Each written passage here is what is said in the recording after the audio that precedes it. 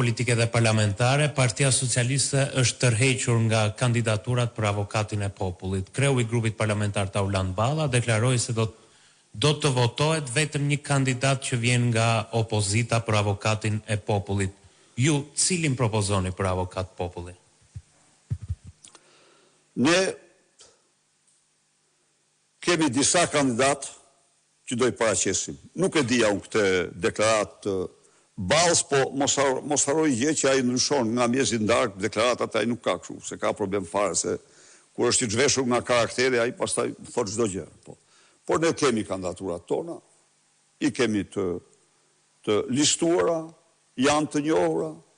Njëri prej tyre, zoti Besim Regjoni, ka qenë në seancë, kemi realist, domethënë që ai në çdo lloj kodi të rrytarisë parlamentare, ai duhet ishte votuar, por dhe duhet votohet. Pastaj janë kandidatura tjera, të cilat Partia Demokratike i mbështet. Pra ne nuk kemi disa kandidatura.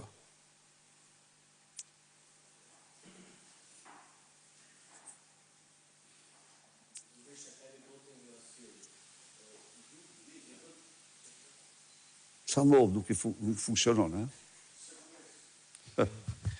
Klajdi Bodli nga Syri Televizion. Ju i bët thirrje gjyqtarëve të gjykatës kushtetuese që denoncojnë presionet dhe kërcënimet që kanë ardhur nga kryeministri Rama. Pas këtij vendimi për të kaluar në një seancë ku të gjyqtarët do ta shqyrtojnë këtë çështje. A keni ju një pritshmëri nga ky vendim i gjykatës kushtetuese për ta rrëzuar kërkesën e kryeministrit dhe për të lënë në fuqi vendimin e gjykatës posaçme?